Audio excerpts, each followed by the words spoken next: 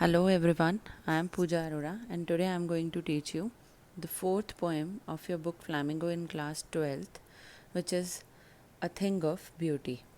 It's written by John Keats. John Keats was a British romantic poet and he was born in 1795 and died in 1821. He published his first epic poem Endymion in 1818, which is 3 years before his death. And as we can notice that he died at a mere age of 26 only. So he died young. But in this young age also, he was able to achieve a name for himself. He became famous as a poet who loved nature and who excelled in nature and romantic poetry. This particular poem is a narrative. It's about the relationship between the goddess and her human lover. And this goddess, she is the moon goddess who was actually named as Selene, but in this particular poem, the poet has given her the name Cynthia. So there was this young shepherd named Endymion. Endymion नाम का एक young shepherd था जो sheep को चराने लेकर जाता था. And he fell in love with the moon goddess Cynthia. तो he actually went out in search of this moon goddess Cynthia, and during this search he went through many areas, many different regions of this earth. For example, he went through the seas, he went through the forest, etc. And thereupon when he came back, he could not find his lover, but he experienced the beauty of the nature to such an extent that he was able to write this beautiful poem. तो इस poem में nature की beautiful things को praise करते हुए poet ने Endymion के point of view से ये पोएम लिखी है. And it also begins with the epic line, a thing of beauty is a joy for ever. Its loveliness increases, it will never pass into nothingness. So the poet says that a thing of beauty is a joy forever. A thing of beauty can be anything. It can be any object, any idea, any thought or any deed. It can be in our mind, it can be before our eyes. तो कोई भी चीज़ जो thing of beauty है, it gives a joy which is ever lasting. ये Joy कभी ख़त्म नहीं होता. उन चीज़ों से जो जॉय मिलता है, these can be the cherished memories of our past also. तो इनकी जो लवलीनेस होगी, इनकी ब्यूटी, इनका इफ़ेक्ट टाइम के साथ साथ बढ़ता जाएगा. And it will never pass into nothingness.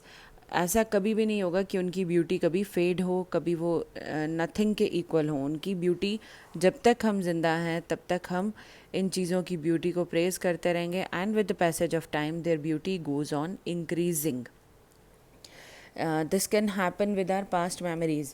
You can sit quietly in a place and think about the past things which gave you happiness in the past. लेकिन जब आप उन past की चीज़ों को सोचोगे तो उनकी ब्यूटी की वजह से, जो वो आपके लिए इम्पॉर्टेंट प्लेस होल्ड करती हैं, उनकी वजह से आपके चेहरे पर एक स्माइल आ जाएगी. There will be a shine in your eyes and you will experience कि कैसे थिंग ऑफ ब्यूटी हमें जॉय प्रोवाइड करती हैं. और ऐसा नहीं है कि सिर्फ एक पर्टिकुलर एज तक हो. With the increasing number of age, जैसे जैसे एज का नंबर बढ़ता जाता है, this beauty goes on increasing. और आप जितने भी बड़े हो जाओ, आपकी जो चेरिश्ड पास्ट टाइम मेमोरीज़ हैं, उनकी ब्यूटी आपके लिए कभी फेड नहीं होगी, उल्टा टाइम के साथ साथ बढ़ेगी. But still will keep a bower quiet for us. A bower is a shady place under trees. तो बावर जो है, इट्स क्वाइट प्लेस, बिल्कुल शांत होता है, पीसफुल होता है, काम होता है. And that's because of the beauty of nature only. And a sleep full of sweet dreams. उस बावर के नीचे जो स्लीप होगी, because it will protect us from the hot rays of the sun. तो सन से दूर, सन की गर्मी से दूर, ट्रीज़ के शेडी प्लेस में अगर कोई ट्रैवलर, थका हुआ ट्रैवलर सोने की कोशिश करेगा तो it will be deep sleep. There are other bounties of nature. और वो नेचर ने सबको नहीं ब्लेसिंग्स दी हैं. They are bestowed upon only a few. For example the children. बच्चों के पास ये ब्लेसिंग होती है कि उनको साउंड स्लीप वो इन्जॉय कर सकते हैं, स्वीट ड्रीम्स आते हैं. Then there is this health and quiet breathing. ये सब ऐसी ब्लेसिंग्स हैं जो गॉड ने सबको नहीं दी हैं. These are bestowed only upon few people. However rich you may be, but you will not be able to enjoy the richness. You will not be enjoy the the things that your wealth can buy, unless and until you possess good health, you possess quiet breathing, you have deep sleep. आप महंगा bed तो ख़रीद सकते हो, महंगा खाना ख़रीद सकते हो, बट उन सब चीज़ों को इन्जॉय करने के लिए जो ब्लेसिंग्स हैं, these are the gifts of nature which nature doesn't give to everyone. So therefore, on every morrow, are we reading a flowery band to bind us to the earth? Morrow is another word. It's a word which has now become obsolete. It's used for morning. I would like to mention here that sweet dreams possess metaphor. Poetic device है इसमें metaphor because dreams they have been compared to the sweet. उन dreams की beauty को sweet से compare किया है क्योंकि वो स्वीट होते हैं, स्वीट ड्रीम्स होते हैं. तो वो मेटाफर है या देयरफॉर ऑन एवरी मोरो. तो क्या हर मॉर्निंग जब हम उठते हैं, are we wreathing a flowery band, क्या हम रेड मीन्स टू वीव, बनाना, बुनना, अ फ्लारी बैंड, फ्लावर्स का एक बैंड बनाना. It's again a metaphor. जो नेचर की ब्यूटी है उसके साथ जो हमने अपने बॉन्ड को स्ट्रॉन्ग करना है उसको फ्लावर्स के बैंड से कंपेयर किया है. तो it's metaphor here. Flowery band, flowers का बना हुआ एक band, which is not actually a band but the nature's beauty has been compare to a flowery band. और यू मस्ट हैव ऑब्जर्व्ड कि एक रेथ जो होता है it's also a band of flowers, circular band of flowers. तो flowery band बनाना means to encircle ourselves with the beauty of nature too. कि क्या हम सब ने अपने आप को एनसर्कल किया हुआ है उस नेचर की ब्यूटी से जो हमें उससे बाइंड करके रखेगा, जोड़े रखेगा. तो नेचर के साथ जो हमारा ये बॉन्ड है it should not fade away. ये जितना स्ट्रॉन्ग रहेगा will be able to enjoy the beauties of nature. And band to bind, इसमें जो पोइटिक डिवाइस यूज़ हो रहा है that is alliteration. B letter is repeating. Spite of despondence, of the inhuman dearth of noble nature, of the gloomy days, of all the unhealthy and over-darkened ways. तो यहाँ पर the poet has given 5 things. He has mentioned about 5 things which brings gloom or sadness in our lives. ये वो सब negativity हैं जिनको हमने अपने पास में रखा हुआ है और इनकी वजह से हमारी लाइफ में सैडनेस होती है. The first of them is spite. Spite is jealousy और malice. Malice भी कह सकते हैं, jealousy भी. तो पहली जो negativity हमने surround की हुई है वो है jealousy. Next is despondence. Despondence is disappointment which can further lead to depression. Inhuman dearth of noble nature. Dearth is lack, कमी. Inhuman is which is anything which is against human qualities. तो human qualities की कमी हो रही है. People are not noble these days. तो noble nature का जो लैक है this is another thing which is harming our selves only. Next is gloomy days, sad days, दुखी दिन. दुखी दिन क्यों? There is transferred epithet in it because days are not gloomy, we are gloomy. हम gloomy होते हैं, sad feel कर रहे होते हैं, बट डेज़ को ग्लूमी बोला गया है. तो here transferred epithet is used. Transferred epithet is a poetic device in which an adjective is used with a noun or a pronoun, but it actually doesn't refer to that.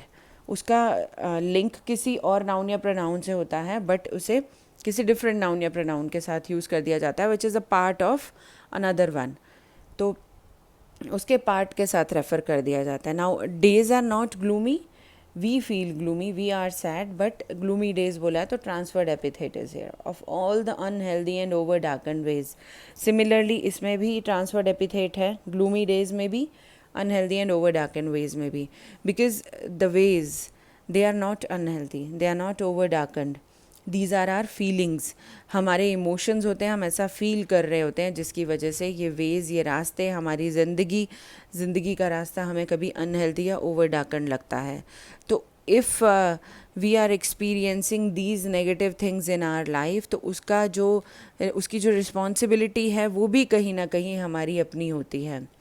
तो jealousy, disappointment, lack of noble nature, sadness और unhealthy और over darken जो हमारे emotions हैं, these are ultimately going to harm our selves from the inner side only. तो इनको हम जितनी जल्दी अपने से दूर कर देंगे, रिमूव कर देंगे, that will be better for us. These are actually made for our searching. Made means exist in this world. And searching because ये जो नेगेटिविटी आती है हमारी लाइफ में, इट हैज़ अ पर्पस होता है that we should reflect upon our deeds, कि हम क्यों हमारी लाइफ में नेगेटिविटी आ रही है. It might be because of our thoughts, it might be because of our deeds. तो रीज़न जो भी हो, whatever may be the reason, we have to rectify it. और उसको हम जितनी जल्दी रेक्टिफाई करके उन शेप्स ऑफ ब्यूटी को, उन थिंग्स ऑफ ब्यूटी को अपनी लाइफ में इनकलकेट कर लेंगे, इन्वॉल्व कर लेंगे, जितनी जल्दी हम उनको अपनी लाइफ का पार्ट बना लेंगे, तो ये नेगेटिविटी हमारी लाइफ से रिमूव हो जाएगी and we'll be able to enjoy these bounties of nature. तो yes, in spite of all means in spite of all these negativities, ये जो 5 नेगेटिविटीज़ हमने डिस्कस की, उन सब के बावजूद there are some shapes of beauty, there are some things of beauty. कुछ ऐसे ब्यूटीफुल एक्सपीरियंसेस हैं, कुछ अच्छे ह्यूमन हार्ट्स हैं, कुछ अच्छे लोग हैं इस दुनिया में, which moves away the pall from our dark spirit, जो हमारी स्पिरिट पर पड़े हुए इस डार्कनेस के पर्दे को हटा सकती हैं. डार्कनेस का पर्दा कौन सा है? ऑफ ऑल दीज नेगेटिविटीज़ जो अभी हमने डिस्कस की, jealousy, disappointment, lack of noble nature, gloominess and unhealthy and over darken ways. तो इन सब का जो पैल है, जो एक कवरिंग हमारी स्पिरिट पर है, उसको हम रिमूव कर सकते हैं with the help of things of beauty. And the examples of things of beauty begin with the nature. Nature का जो सबसे बड़ी पावर है, which is giving all the energy, all the power to this earth, that is sun, which symbolizes wisdom too, क्योंकि वो darkness को remove कर देती है. तो sun, moon which spreads light of brightness, old and young trees sprouting a shady boon. Old and young trees, here again a poetic device is used which is known as antithesis. Antithesis में opposite qualities use की जाती हैं किसी चीज़ की beauty को enhance करने के लिए. तो trees might be old, trees might be young, both of these are opposite qualities, old and young, and the poetic device is known as antithesis, ANTITHESIS. तो old and young trees, tree चाहे old हो चाहे young हो, they are a blessing for us because they sprout a shady boon for simple sheep. Sprouting a shady boon, sprouting shady, alliteration is used here. Again simple sheep, alliteration is used here. तो वो shade का बून, shade की blessing देते हैं even for a simple sheep, एक simple सी sheep के लिए भी. Now the question might arise कि पोएट ने शीप का ही एग्जाम्पल क्यों यूज़ किया है ट्रीज़ की बड़प्पन को, उसकी महानता को दिखाने के लिए, कि ट्रीज़ इतने महान है, चाहे वो ओल्ड हो चाहे यंग हो, it's a part of nature, its beauty, और वो सबको अपनी शेड का बून देते हैं irrespective of the caste, irrespective of the creed, irrespective of the race to which these species belong. चाहे वो ह्यूमन्स हों चाहे कोई भी एनिमल हो, जो भी ट्री के नीचे बैठेगा it will give the blessing of shade to it. लेकिन पोइट ने शीप ही क्यों यूज़ किया है? Because sheep here symbolise the common man and the innocent man who take solace in nature, जिनको नेचर में पीस, जो कामनेस ढूंढते हैं. तो even for a simple sheep, अगर एक सिंपल शीप की भी बात की जाए तो वो जो इनोसेंट मैन को सिंबलाइज कर रही है, उसके लिए भी ट्रीज़ कोई भेदभाव नहीं रखते हैं अपने मन में. Here one more thing I would like to mention कि ये जो शीप है, it might have some resemblance to Jesus Christ too, since he was also a shepherd. तो उनके भी आसपास शीप को ही सराउंडेड दिखाया जाता है whenever he is picturised. And such are daffodils with the green world they live in. Daffodils are a part of nature. They are a beautiful flowers. बहुत ही beautiful होते हैं, डेलिकेट होते हैं, और जब तक ब्लूम करते हैं they give this sense of beauty to the onlookers. जिस ग्रीन वर्ड में वो रहते हैं, green world is forest, nature, वहाँ की ब्यूटी को इन्हांस करते रहते हैं. And similarly the clear rills that for themselves a cooling covert make. Rills are the small rivers, बहुत छोटी छोटी नदियाँ होती हैं, स्मॉल रिवर्स, तो वो भी कूलिंग कवर्ट प्रोवाइड करती हैं against the hot season. Cooling covert में एलिट्रेशन यूज़ हुआ है. Cooling is peaceful and covert is shelter.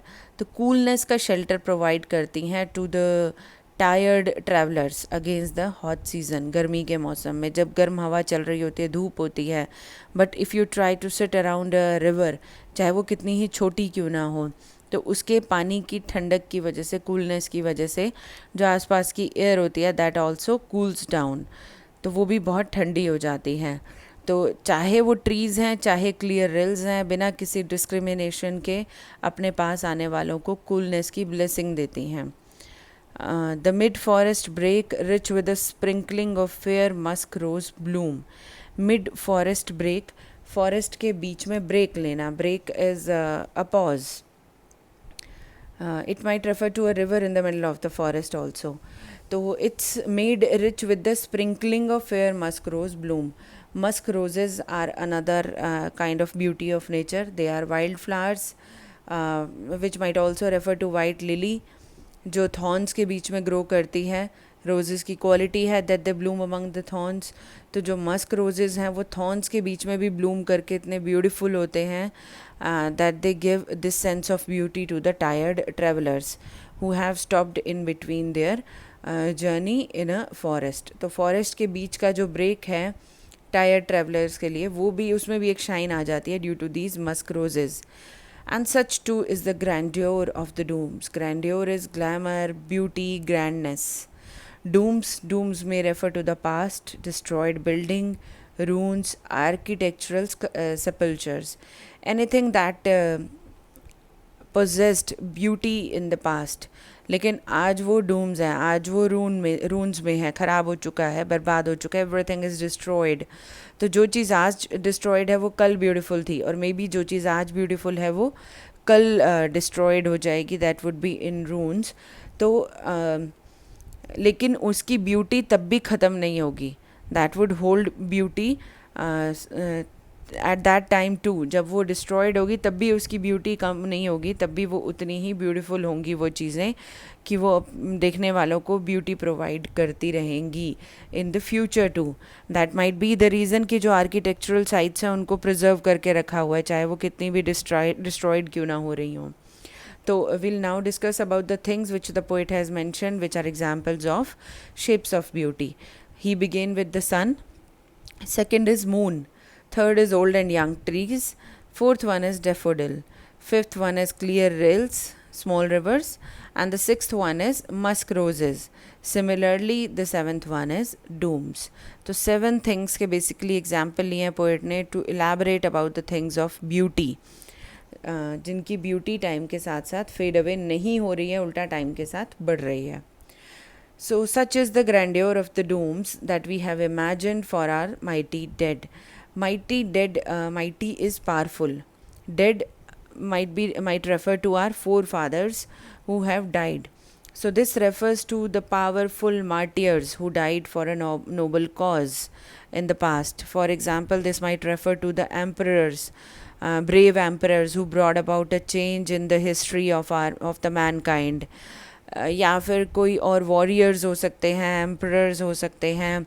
These might refer to the powerful people of modern time also, who have become famous because of their noble deeds. And वो अपनी death के बाद भी हमारे लिए एक सोर्स ऑफ इंस्पिरेशन ही है, because we like to read about their lives, we read to like how glorious their lives were. और ऐसा नहीं है कि उनकी सिर्फ लाइव्स ही ग्लोरियस थी, वो अपनी डेथ के बाद भी उनकी डेथ भी ग्लोरियस हो गई. That is why we like to read about them, we take inspiration from them, and they have become an idol for all of us. तो उन अपने माइटी डेड फोर फादर्स के लिए जो हम इमेजिन कर सकते हैं grandness, that is also a thing of beauty. All lovely tales that we have heard or read. Lovely tales refer to the wonderful stories, the fairy tales or the heroic legends. These might not be true, but they give us but they are also a source of inspiration for us. Fake हो सकती हैं, बनाई हुई हो सकती हैं ये tales, ये स्टोरीज़, लेकिन फिर भी उनकी ब्यूटी कम नहीं है, because they are a source of inspiration for us. तो हम उन फोक टेल्स को जब भी सुनते हैं, जब भी उनके बारे में किसी बुक में पढ़ते हैं, तो वो हमें इंस्पिरेशन देती हैं, ब्यूटी देती हैं. And all these are like an endless fountain of immortal drink. Endless fountain, एक ऐसा फाउंटेन अगर ऑब्जर्व करो तो फाउंटेन में जो वाटर का साइकिल होता है, that is never ending. The same water goes on and on. It comes in through the fountain, disperses on the land, then again come through the same area. तो वो जो उसका cycle है वो चलता रहता है. It's endless. तो ये जो beautiful things हैं, ये जो beautiful deeds हैं, these are also like endless fountain. और किस चीज़ का फाउंटेन है ये? Of immortal drink. Immortal is never ending, which never fades away, जो कभी ख़त्म ना हो, कभी मरे ना. Immortal drink. और drink is use for the inspiration. तो all these things of beauty are never ending source of inspiration for all of us. Here in immortal drink metaphor is used, क्योंकि यहाँ पर इमॉर्टैलिटी को एक drink से compare किया गया है, which is not basically any drink but it's a source of inspiration for all of us. Pouring on to us from the heaven's brink. और ये जो पोर किया जा रहा है, थ्रो किया जा रहा है, शावर किया जा रहा है हमारे ऊपर, that is from the heaven's brink. Heaven के ब्रिंक से, एज से हम सब के ऊपर थ्रो किया जा रहा है. And we all would like to have this immortal drink being poured on to us. हम सबको ये बहुत पसंद है. So we would never like कि ये सोर्स कभी एंड हो. तो इट्स लाइक कि ये जो इमॉर्टल ड्रिंक है, it's a source of beauty for all the things, all the beautiful things present on this earth. और इन चीज़ों की ब्यूटी इसीलिए नहीं ख़त्म हो रही है क्योंकि इनकी ब्यूटी का सोर्स जो है that is from heaven. I hope the poem is clear to you.